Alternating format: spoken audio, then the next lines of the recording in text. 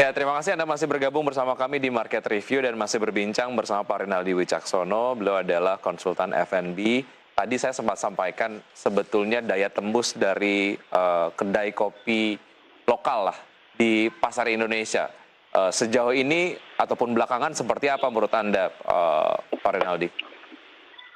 Jadi kalau memang kalau dilihat secara gini ya, kalau ini kan bisnis ada food and beverage. Cuma kalau kopi ini kan lebih ke arah beverage-nya. Memang kalau secara beverage emang secara COGS atau HPP, harga produk pokok memang lebih kecil gitu. Jadi kalau kita jual satu cangkir gelas aja udah menang kemana-mana, bahasanya begitu kan. Cuma memang dengan persaingan ini yang sangat ketat, yang sangat banyak sekarang, di ibarat kata bahasanya di semua tikungan ada tukang kopi nih bos, gitu ya kan. Tinggal lau pilih-pilih aja mau ngopi di mana gitu ya kan bahasanya. Jadi memang semuanya mesti bersaing secara benar-benar gitu ya.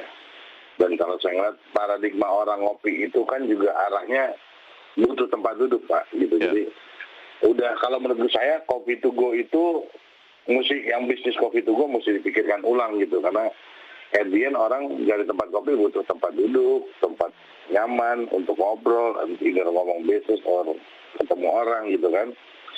Ya kalau misalnya kopi to go ya masih ini, cuman nggak semasif dulu. Kalau kita ngeliat beberapa tahun lalu ya ada katakan brand lokal yang sangat dikagumin orang lah, saya juga respect lah, kayak Tuku gitu. Dia benar-benar founder untuk bikin kopi dengan harga 18.000.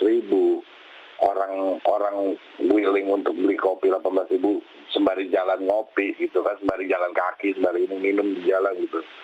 Ya itu hebat lah buat dia gitu. Nah makanya, tapi memang sekarang kalau saya ngeliat emang ini semuanya udah mesti bersinambungan secara rasa, secara tempat udah mesti pikirin seating capacity, kenikmatan orang nongkrong, environment yang dibuat orang-orang yang datang siapa aja, itu kan bisa didesain ya, bisa di-create siapa yang mau datang gitu ya.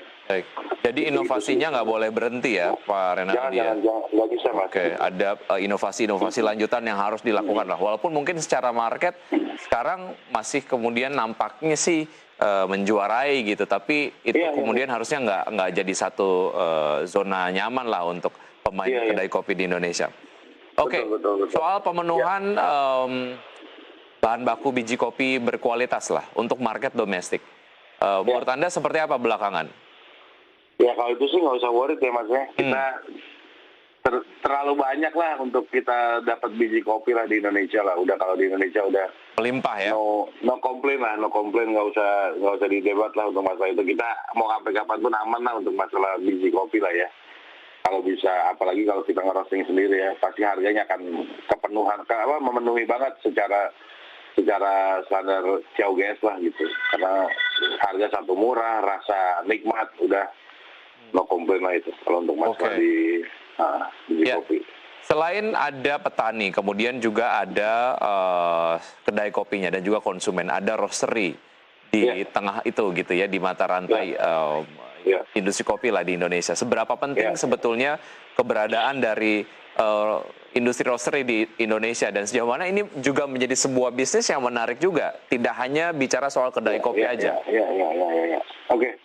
Ya, poin roastery memang dari dulu juga sudah ada bisnis ini, cuman nggak semua orang bisa masuk ke dunia ini. Bukan nggak bisa masuk ya. Kadang orang lebih tertarik di bisnis di hilirnya gitu ya kan.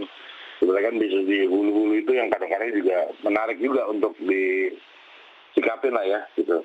Ya kalau menurut saya bisnis roastery sangat bagus, apalagi kalau dia berani bilang bahasanya kayak sewa. Orang kan banyak kan sekarang yang nggak mau beli mesin untuk roastery, jadi akhirnya dia menyewakan kan. Nah orang pada nyewa untuk ngerosting sendiri gitu kan. Nah itu juga bisnis yang boleh dipertimbangkan gitu. Apalagi dengan coffee shop yang apalagi punya space besar gitu. Kenapa enggak mereka bikin tempat untuk sewain mesin roasting di tengah customer yang lagi pada minum kopi gitu kan, satu menarik. Udah ada sih, cuman maksudnya bisa dibikin lebih masif atau gimana gitu. Jadi lebih sebagai nilai jual juga lah Mas gitu. Oke. Ya kan, jadi orang mau belajar kan gitu. Nah kalau itu dari sisi roasterinya, dari sisi industrinya, produksinya lah, dari petaninya lah, sejauh mana ini juga industri biji kopi ya, sejauh mana ini menjadi satu hal yang juga cukup menarik juga?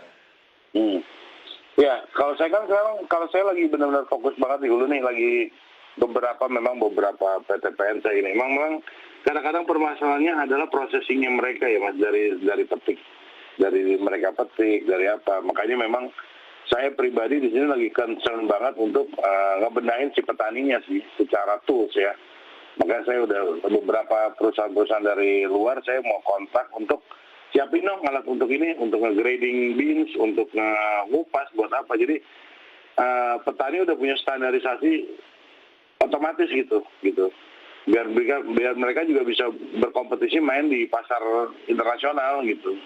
Biar bisa Indonesia benar-benar bisa secara masif nunjukin taji lah gitu. Oke. Karena memang secara apa namanya, secara prosesnya mereka masih sangat di mata saya masih kurang lah gitu, kurang sekali lah, jauh lah. Ya, semoga memang setiap pemain di industri perkopian di Indonesia ini dapat terus menunjukkan tajinya. Ya. Pak Renaldi, terima kasih sudah bergabung bersama kami di Market Review. Sukses untuk Anda, sehat selalu Pak Renaldi. Thank you. Sampai jumpa. Dan pemirsa, demikian perbincangan kami di beberapa topik di Market Review. Semoga perbincangan tadi dapat memberikan inspirasi untuk Anda. Saya Wiki Adrian, undur diri. Terima kasih. Sampai jumpa.